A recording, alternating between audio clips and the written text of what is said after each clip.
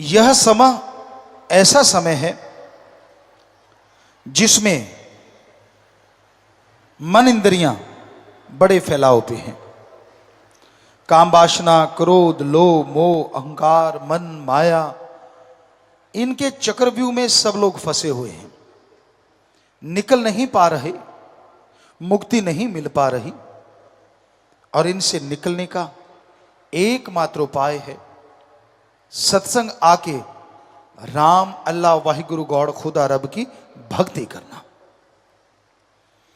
जब तक आप भक्ति नहीं करेंगे, जब तक आप सुमरन नहीं करेंगे, अपने विचारों को काबू नहीं किया जा सकता। सेवा करने से फल तमाम मिलता है, सुमरन में मन लगता है, लेकिन यह भी सच है कि सेवा तभी पूर्णतः सिरे चढ़ती है जब राम नाम का जाप किया जाए, वरना सेवा करते करते भी मन कभी बार दांव चला देता है। तो इसलिए आप सुमरन करें, सेवा करें और मालिक से मालिक को मांगते रहें। यकीन रखो परम पिता परमात्मा पे, सदगुरु पे। हम कभी नहीं कहते कि हद से ज्यादा यकीन आप किसी इंसान का करो। जो दिखते हैं वो होते नहीं, और जो होते हैं वो दिखते नहीं। ये कलयुग का एक फार्मूला है। आज समाज में ऐसे लोग ज्यादा हैं जो दिखने में कुछ और हैं और करने में कुछ और हैं।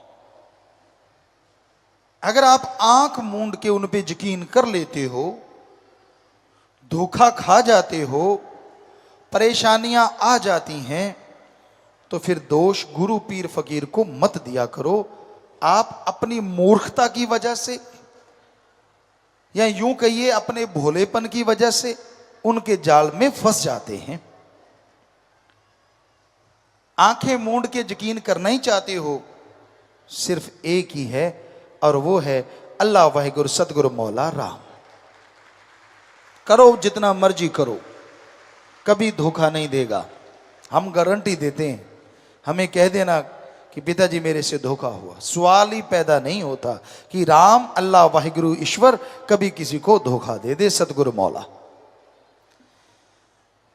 बाकी किसी आदमी को आप देख लेते हैं, यार ये तो बड़ा ऐसा है, ये तो बड़ा वहां खड़ा था, ये तो वहां बैठा था, ऐसा था, ये तो हो ही नहीं सकता, झूठ ना बोले।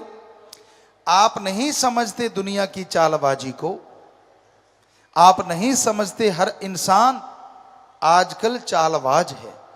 लगा कि ये आगे निकल रहा है, लगा कि ये सतगुरु का प्यार, मालिक का प्यार बहुत लूट रहा है, पता नहीं कौन सी बात आपको कह दे और चारों खाने चित्त कर दे और आप सब खुशियों से दूर हो जाओ। यही तो वो चाहते हैं और आप झट से यकीन कर लेते हैं। ऐसा कभी सोचो भी ना। देखना कहीं मन के हत्थे चढ़ जाओ, देखना कहीं मनमते लोगों के चक्कर में फंस जाओ। पीर फकीर के लिए कोई बड़ा छोटा नहीं होता। जो पास है, हो सकता है वो भी बहुत खुशियां लूटता हो, और त्रिलोकी के पता नहीं किस कोने में कोई बैठा है, हो सकता है वो उससे भी ज्यादा खुशियां लूटता हो। कुछ कहा नहीं जा सकता। पास है वो आपको दूर करना चाहता हो, और दूर वाला दूर करना चाहता हो, कुछ पता नहीं। कोई कैसा भी हो सकता है। आपको तो मालिक ने अकल दी है, आप भेड़ थोड़े ही हैं।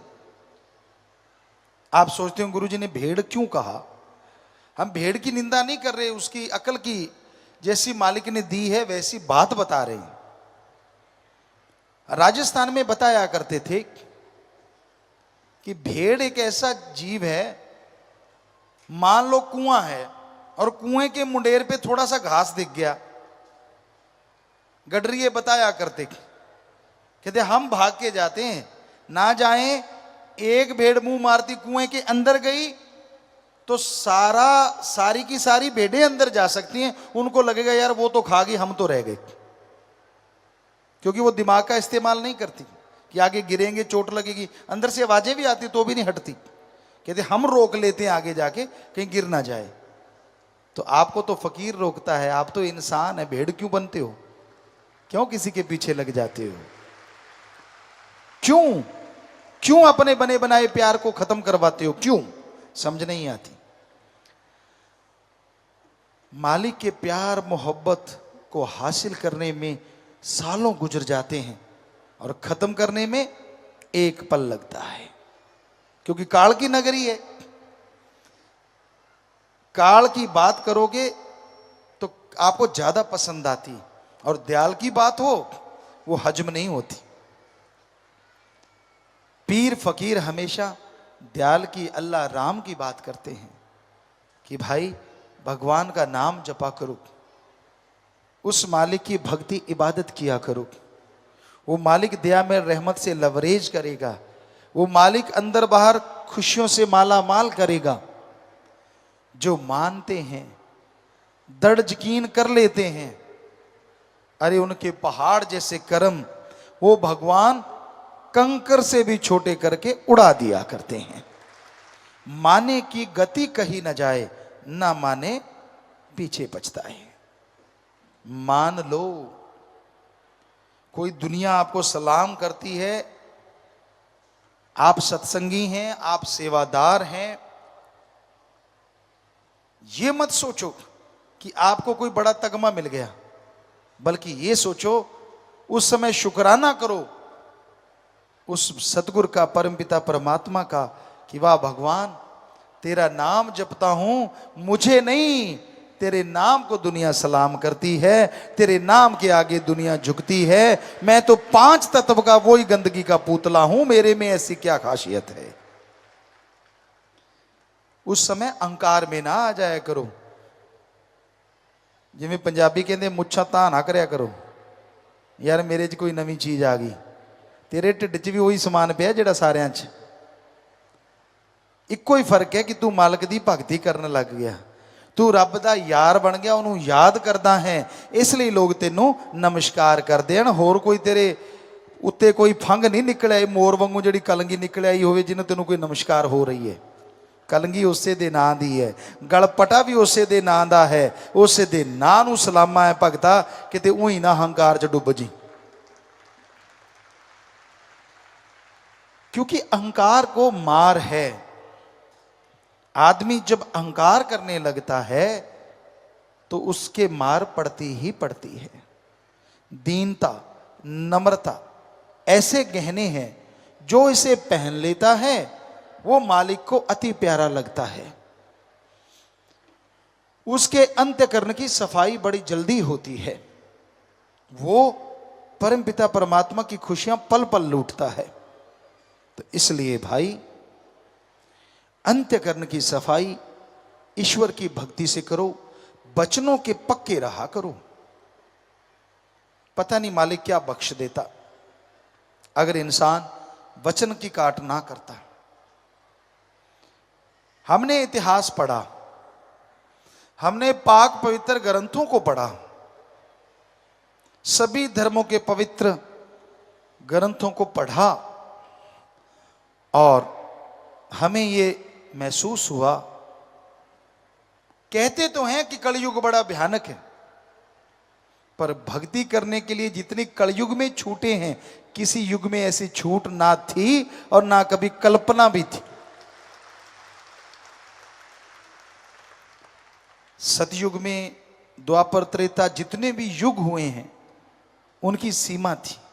भक्ति करनी है, जंगलात में जाना होगा, परिवार छोड़ना होगा, ये खाने पीने का सामान त्यागना होगा, पहनावा बदलना होगा, ऐसे रहना होगा, वैसे नहीं रहना होगा। और कलयुग में शाह मस्तान शास्त्रनाम जी दाता ने तो कमाल ही कर दी। जो मर्जी खाते रहो, बस किसी को मार के ना खाओ, किसी का हक ना मारो, जैसे मर्जी पहनते रहो, बस नंगे ना घूमो तो अच्छी बात है। पर जंगलों में रह के नंगे घूमना तो घूमते रहो जहां सिर्फ पशु हो और आप हो। तो सतगुरु ने तो कोई ऐसा रखा ही नहीं, हिंदू हो, मुस्लिम हो, सिख हो, ईसाई हो, जो मर्जी धर्म को मानो, मानते रहो, लेकिन अल्लाह वाहिगुरु राम की भक्ति इबादत किया करो। जितना जोर दिखाने में लगते हो कि मैं कौन सा भक्त हूं या किस धर्म का नुमाइंदा हूं, उसे आधा जोर अगर कहीं धर्म को मानने में लगा दो तो पौवारा पक्षी बल्ले बल्ले हो जाए, अंदर बाहर खुशियों से लवरेज हो जाओ। धन धन सतगुरु तेरा ही आशा सभी साथ संगत जी से निवेदन है कि मेरा चैनल जरूर सब्सक्राइब करें जी। धन धन सतगुरु तेरा ही आसरा।